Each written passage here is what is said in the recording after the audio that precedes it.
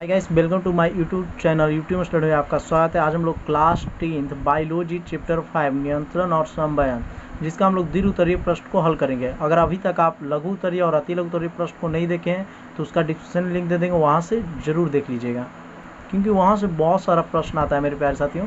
तो चलिए शुरू करते हैं। फर्स्ट क्वेश्चन है, पादप हार्मोन्स के मुख्य उदाहरण लिखे एवं ऑक्सीजन के प्रभावों का वर्णन करें। पादप हार्मोन्स के उदाहरण कुछ लिखना है, आपको ऑक्सीजन प्रभाव का वर्णन करना है। तो चलिए, तो सबसे पहले हम लोग लिखेंगे कि पौधों में होने वाली जैविक क्रियाओं के बीच समन्वय स्थापित करने वाले रासायनिक पदार्थ को पादप हार्मोन कहा जाता है। ठीक है, आपको पता होना चाहिए पादप हार्मोन किसे कहेंगे। रासायनिक संगठन और कार्यविधि के आधार पर पादप हार्मोन को निम्नलिखित भागों में बांटा गया है, कहा जा सकता है तो 5 भागों में, जिसका पहला है ऑक्सीजन। इसी के बारे में हम लोग को पढ़ना था विस्तार से। तो चलिए इसको आप लिख लीजिएगा, ऑक्सीजन लिख कर डैश दीजिएगा। पौधों के शीर्ष स्तंभ पर संश्लेषित होने वाले ये कार्बनिक यौगिक, जो ऑक्सीजन है मेरे प्यारे साथियों, वो पौधे के शीर्ष में पाया जाता है। ठीक है, इसी को अगर काट दिया जाता है तो पौधों की लंबाई वृद्धि रुक जाती है। पौधों के शीर्ष स्तंभ पर संश्लेषित होने वाले ये कार्बनिक यौगिक कोशिका विभाजन एवं कोशिका दीर्घन का कार्य करता है। कोशिका दीर्घन के द्वारा ये ऑक्सीजन तने से वृद्धि में सहायक होते हैं, तने के वृद्धि में सहायक होते हैं।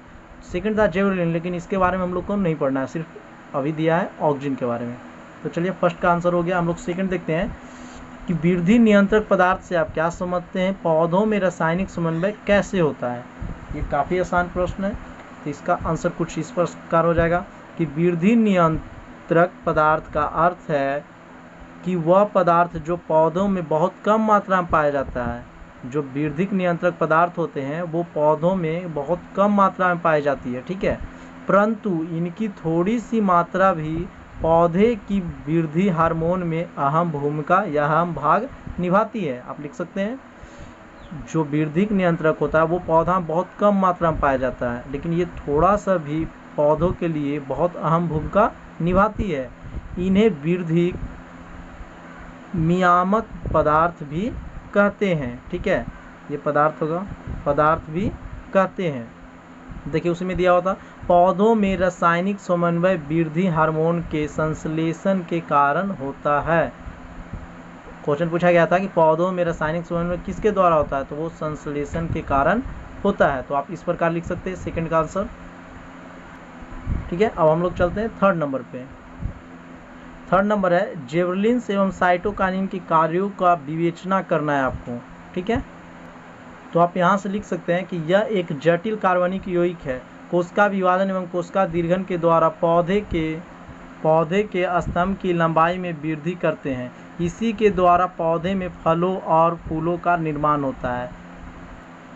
अब उसी में दिया हुआ था साइटोकाइनिन, तो यह एक ऐसा रासायनिक कार्बनिक पदार्थ है जो पौधों के जड़ों में संश्लेषित होता है। जो साइटोकाइनिन है मेरे प्यारे साथियों, वो पौधों के जड़ों में पाया जाता है। ठीक है, यह कोशिका द्रव के विभाजन एवं सहायता करता है। इसी के कारण पेड़ पौधे की पत्तियां हरी तथा फलों और बीजों की सांद्रता रत, क्योंकि ऑब्जेक्टिव आपसे आएगा कि एक वृद्धि रोधक कार्बनिक यौगिक का नाम बताया, तो आप लिखिएगा एब्सिसिक एसिड है। बाकी जितना सब है वो वृद्धि रोधक पदार्थ नहीं है।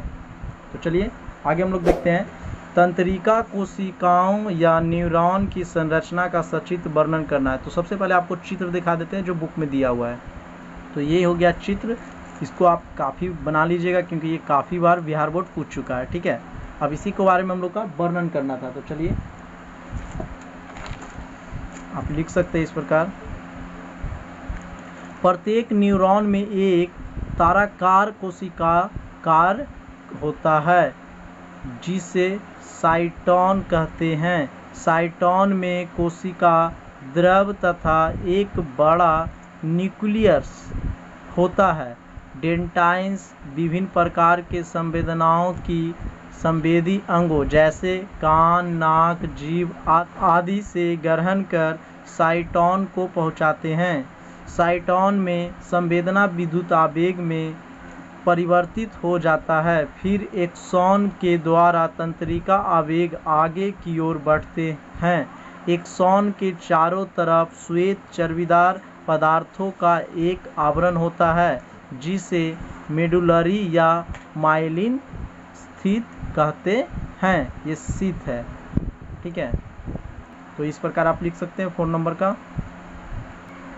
तो हम लोग का 5 नंबर है, मनुष्य के मस्तिष्क का सचित्र वर्णन करना है। ठीक है, आपको डायग्राम भी बनाना है, मान लो वर्णन भी करना है। तो चलिए देखिए, ये काफ़ी मोस्ट वीवीआई क्वेश्चन है। मस्तिष्क एक अत्यंत महत्वपूर्ण कोमल अंग है। तंत्रिका तंत्र के द्वारा शरीर के क्रियाओं के नियंत्रण और संवहन में सबसे महत्वपूर्ण भूमिका मस्तिष्क को ही होती है। मस्तिष्क खोपड़ी के मस्तिष्क गुहा के अंदर सुरक्षित रहता है। यह चारों ओर से तंतु ससंयोजी ऊतक से घिरा हुआ होता है, जिसे मेनिंजिन कहते हैं। ऑब्जेक्टिव आता है तो घिरा हुआ उसे किसे कहेंगे? मेनिंजिन कहते हैं। मेनिंजिन और मस्तिष्क के बीच सेरिब्रोस्पाइनल द्रव भरा होता है। मस्तिष्क की सुरक्षा और बाहरी आघातों से बचाने के लिए सेरिब्रोस्पाइनल द्रव की महत्वपूर्ण भूमिका होती है। अब मस्तिष्क के बारे में जान लेंगे। मस्तिष्क का आयतन लगभग 1650 मिली होता है तथा औसत भार करीब 1.5 kg होता है। मस्तिष्क के 3 भागों में बांटा गया है। एक अग्र मस्तिष्क है, ठीक है, अग्र मस्तिष्क के भी 2 भागों में बांटा गया है, सेरिब्रम और एक डायनसेफ्लॉन। ठीक है, मध्य मस्तिष्क आपको पूरा नहीं वर्णन करना है, सिर्फ मस्तिष्क के बारे में लिखना, बस 3 प्रकार के लिख देंगे बोलूँगा। तीसरा है पश मस्तिष्क। इस प्रकार हो गया हम लोग का 5 नंबर।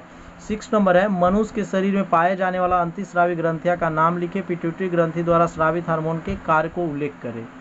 तो आप लोग जानते ही हैं कि मनुष्य के शरीर में पाए जाने वाला प्रमुख अंतःस्रावी ग्रंथियां निम्नलिखित है। पहला पिट्यूटरी ग्रंथि, थायराइड ग्रंथि, पाराथायराइड ग्रंथि, एड्रीनल ग्रंथि, लैंगरहैंस की दीपिकाएं, जनन ग्रंथि। ठीक है, अगर आप सभी इनका भी जानना है तो बुक में दिया हुआ सभी का परिभाषा आप लिख सकते हैं।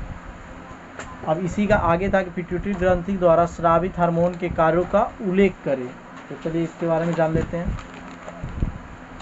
देखिए, पिट्यूटरी ग्रंथि की स्पेनाइड के हड्डी में एक गड्ढे में स्थित रहती है। जो पिट्यूटरी ग्रंथि है वो स्पेनाइड के हड्डी में एक गड्ढे में अवस्थित रहती है। इसे मास्टर ग्रंथि भी कहते हैं। पिट्यूटरी ग्रंथि को मास्टर ग्रंथि भी कहते हैं क्योंकि ये सभी ग्रंथि को नियंत्रण और संवहन करता है। ठीक है, जिसके कारण इसे पिट्यूटरी ग्रंथि को मास्टर ग्रंथि भी कहते हैं। अगर वीडियो आपको अच्छा लगा है तो चैनल को सब्सक्राइब कर दीजिए, क्योंकि इस प्रकार हमारे चैनल पर सभी चैप्टर का अपलोड है। ठीक है, तो वहाँ से आप देख सकते हैं, काफ़ी आपका नंबर अच्छा रहेगा। देखिए, एड्रीनल और जनन ग्रंथियाँ द्वारा स्रावित हार्मोन के उनके कार्यों का उल्लेख करना है। तो इसका आंसर आपको बुक में ही दिया हुआ है, आपको बताते हैं। तो देखिए यहाँ पे एड्रीनल ग्रंथि आप यहाँ से लिख सकते हैं। इसका 2 भाग होता है, 2 भाग होते हैं, एक मेडुला एक कॉर्टेक्स। आगे देखिए, एड्रीनल ग्रंथि द्वारा स्रावित हार्मोन नंबर 1, नंबर 2, नंबर 3। ठीक है, ये आप तीनों लिख सकते हैं। अगर आपको इसका भी लिखना है तो लिख लीजिएगा। उसके बाद एड्रीनल मेडुला द्वारा स्रावित हार्मोन, उसका भी दिया गया है, जो रेड है 1, 2। ठीक है, और इसी में था एक जनन। तो जनन के लिए आप यहाँ से लिख सकते हैं, इसमें एक अंडाशय एक वृषण का पूरा लिख लीजिएगा यहाँ तक। आशा करते हैं कि वीडियो आपको अच्छा लगा तो चैनल को सब्सक्राइब कर दीजिए, दोस्तों का शेयर कर दीजिए। जय हिंद, जय भारत। मिलते हैं नेक्स्ट वीडियो में।